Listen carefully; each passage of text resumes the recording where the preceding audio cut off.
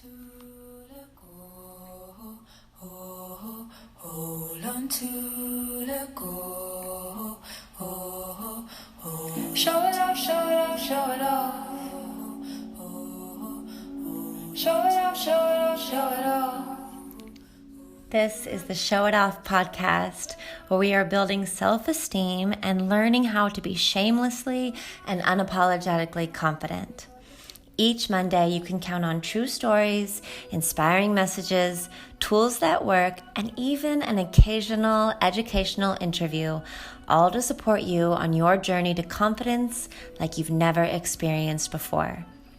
If you are ready to take inspired action, I am very excited for you because my team and I are gearing up to release for the second time Peacock School, 11 days of building practices for confidence. They'll have daily Facebook Lives for this group. We'll have supportive community. It's going to be epic, you guys. It's like nothing you've ever experienced before, and it's tried and true. If you want to hear the testimonials of a couple of the graduates from last round, go to sarahfayshoff.com and you can hear or see those video messages there. And while you're on the website, go ahead and enter your email because you will instantly receive a thank you little gift that will help you with your confidence building journey. It's a 5-video series I created called Yoga for Confidence. And this will be in your inbox immediately when you sign up. So thank you so much for being here, for listening. And it's time to start the show because I'm about to show it off.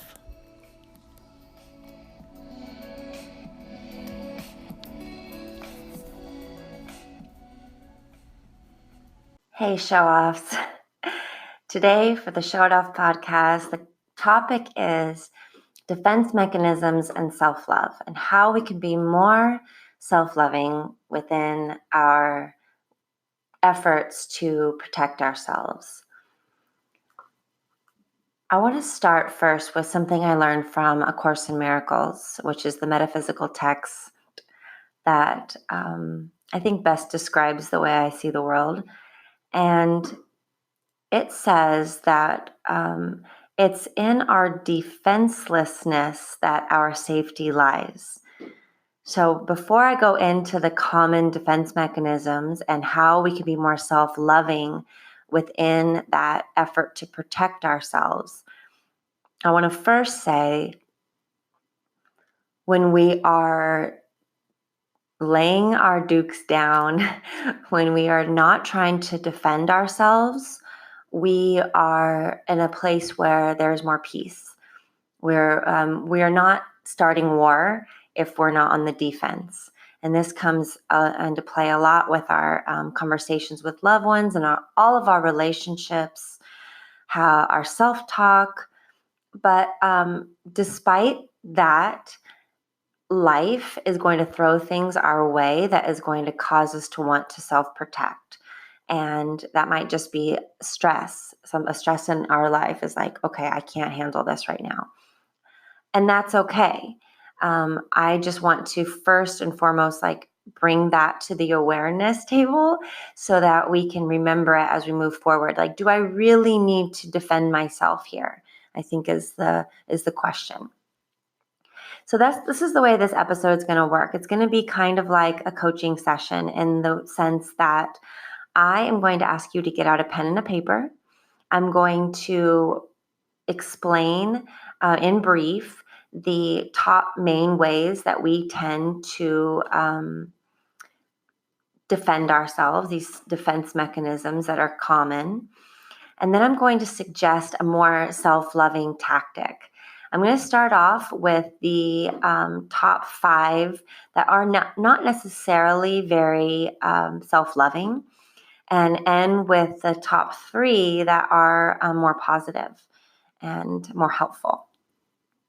So when you get out your pen and paper and you hear these different common self-defense mechanisms, if you hear something that you're like, okay, that's me, that I tend to do that a lot, or I really relate to that, just put a little star next to it so you can just have that written down of the awareness of where you are or where you tend to be around this. Okay, let's begin. So the number one self-defense mechanism that we most commonly use is denial. With denial, we're blocking out external events or circumstances from our minds so that we don't have to deal with the emotional impact. In other words, just avoid, avoid, avoid. And it's totally makes sense. It's completely reasonable. And it's not very self-serving, which means it's also not very serving to our community, to our families, to our work environment, anywhere where we are. So denial, instead of denying, it takes a lot of self-love and a lot of courage, a lot of confidence to face what's bothering us. Face it, and then how can we get support? Where can we delegate? How can we ask for help? This is a healthier way of protecting ourselves, right? Is to delegate, ask for help, and just be real, being in reality about what you're going through. Because denying it, it's always going to come back up later and worse. This is kind of like repression. Number two, repression is unsavory thoughts, painful memories, irrational beliefs that can be upsetting. Instead of facing them, we may unconsciously choose to just hide them, pretend like they don't even exist. It's going to go away. And what happens then is that we're like pushing it down, because these memories don't disappear entirely. They rather influence our behaviors and can impact our relationships.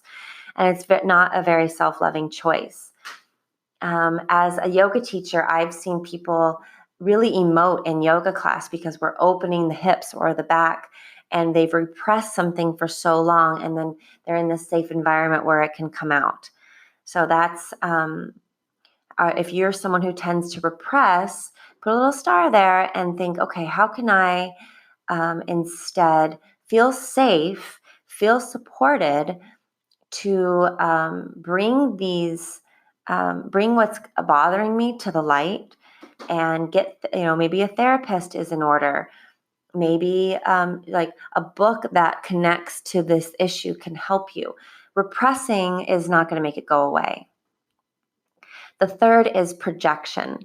So, this is, instead of taking responsibility for something, we're pointing the finger outward, and we're like, okay, it's all about you, or you might be feeling this, or you might be doing this because it's actually something that we're afraid of or that we're thinking. An example is like, you don't really like your sister's boyfriend, so you go around saying he doesn't like you. It's like, instead, self-love, you guys, and confidence, to me, primarily is based in self-awareness. So the more we get to know ourselves on a deeper level, the more we understand why we do things, the more confident and self-loving we can be about it, because we're informed, we're aware, we're not seeing something for what it's not, but rather for truly what it is.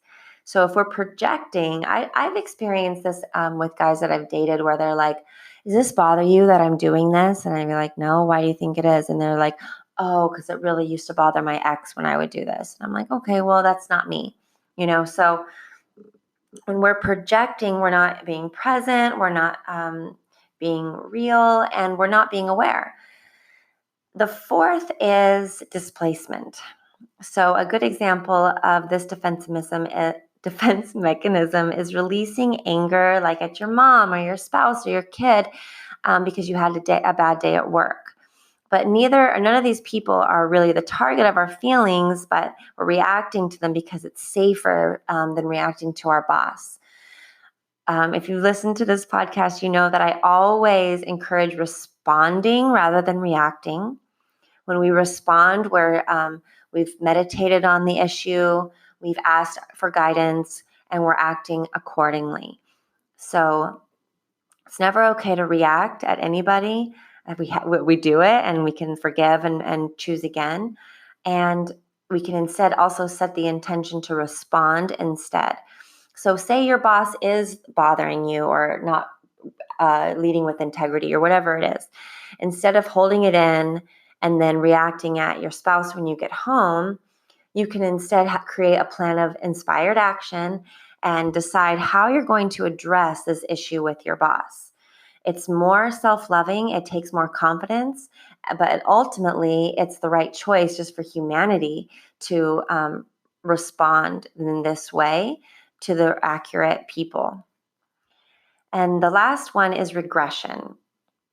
And this one I think is really, really common, and we don't realize that we're doing it.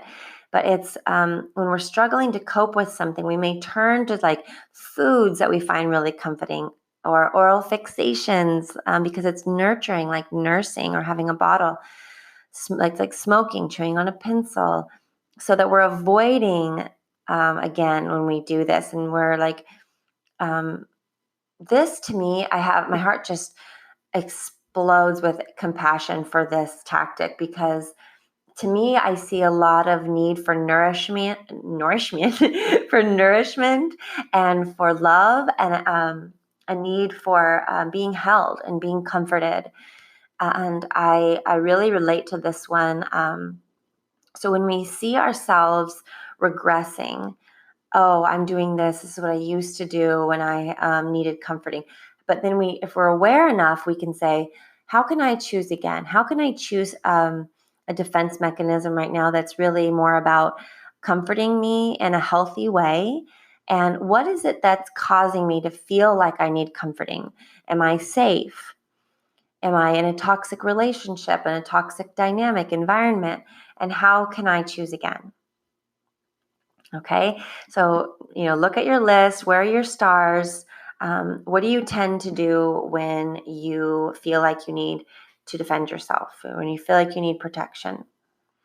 And here are the top 3 more positive and healthy ways we could protect ourselves, more self-loving. Number 1 is sublimation. Sublimation. Sorry, let me try that again. Sublimation. So this type of defense mechanism is considered a positive strategy because people who rely on it choose to redirect strong emotions and feelings to an object or an activity that's appropriate and safe. So, for example, instead of lashing out at your coworkers, you might choose to channel your frustration into running, or playing music, or painting. So this is definitely more positive, but I just want to make sure that if we're choosing this, that we're not also avoiding, that we're not also in denial. We have to first face whatever's bothering us or making us feel upset before we can redirect it. So if sublimation is your second point of action after facing and being real, awesome. I think that's really super healthy. The second is compartmentalization. I practice saying that one. That one's hard for me to say. So that's separating your life into independent sectors that may feel like you're protecting certain elements of your life. I think this is great. I think primarily people who lead with a lot of masculinity tend to do this with ease. If we're more in our feminine, it's harder for us to compartmentalize, and it all kind of gets all smushed together.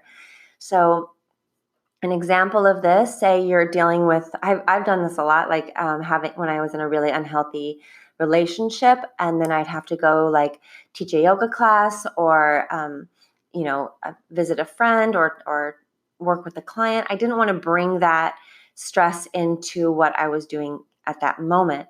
So I would compartmentalize. And I think that this is great unless your whole life is all cubbyholed out. And you want to feel whole. You want to feel like a whole person, right? So instead of what I want to say is, if you're going to compartmentalize, just make sure there's balance to it and that you're doing it in a healthy way. And I think it is healthy to not bring your personal relationship issues into your work environment. You want to stay focused. And if you're, like, for instance, compartmentalizing within your intimate relationship, and you're not able to be your whole self because maybe they can't handle that part of you, that's not quite as healthy. So let's just have like an awareness around that. And the third is intellectualization. So this is like if you're hit with a really stressful situation, and instead of like diving into the emotions of it, our response is rather to focus on like what we can control. Like if your child's sick, you might be overwhelmed with sadness about this, so you're focusing on the doctor's appointments and the medical schedule and the tasks at hand and that you can control. I think this is great as long as we're not also repressing. So, maybe that means just handling something in smaller quantities. Okay, my child's sick. This is overwhelming me with sadness and fear. Maybe I can just talk about this with this person or in therapy or in my journal, and then pray and let go of the control and rather let God, the divine universe, however you want to say it, I'm going to trust that this is going to be in hands that are bigger than mine. So, that might mean praying to Archangel Michael and just being like, protect this child, and I'm going to focus on what I can do, and the rest I'm going to release. So I think like all of this to say is that we are human.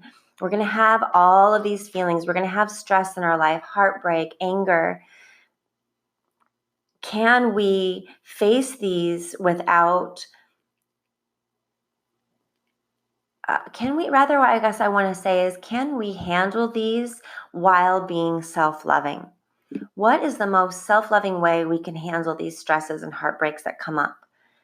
If we're aware of these defense mechanisms that we as humans tend to lean towards, and we can like have a protocol for how we want to handle things, we can be a lot more self-loving. We can be better for our communities.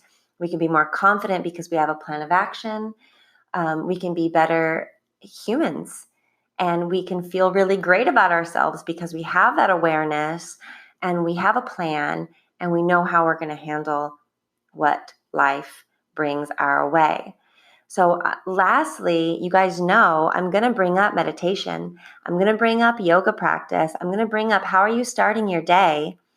What habits are you in, whether conscious or unconscious, that's affecting how you react to things? Are you reacting? Are you responding? Are you overwhelmed? Are you taking care of your health? Are you a whole person? And if you feel like you need more support in this, I am taking 3 new clients for one-on-one coaching, and I can talk to you about your specific things that are going on in your life, and we can work out a plan of action, create new habits and new practices to deal with these things in your life. And Peacock School is launching very soon for our second round. Peacock School is all about teaching you practices that build self-love, that build confidence. And if you have these practices laid out and set into motion, they become as natural as brushing your teeth in the morning or, setting your alarm at night. Like whatever you happen to be doing as a habit, you can include new healthy ones and clean out and disregard the habits that aren't serving your life for the greater picture. So if you want more information about Peacock School and you'd like to sign up and you're feeling like it could be for you, go to sarahfayshoff.com and you can read some testimonials. Here's some testimonial videos of our past graduates of the course, and you can look at the peacock.school website. There's a link there where you can get more information. So I'm always here to support you in as many ways as I can.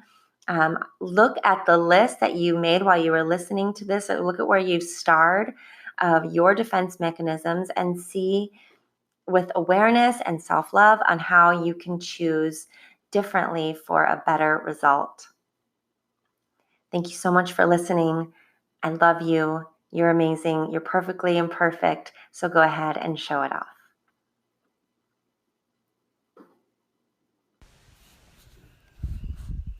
Every play of this show means the world to me.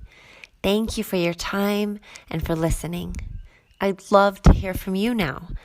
Questions and comments are welcomed at showitoffpodcast@gmail.com. Thank you for subscribing to the Show It Off podcast. And if you have a moment, if you could leave a review on iTunes, it would help other people to find this message of confidence. You could also help someone build confidence by texting this episode to at least one person now. Being self-loving means being authentic, bold, and confident. So shamelessly and unapologetically show it off.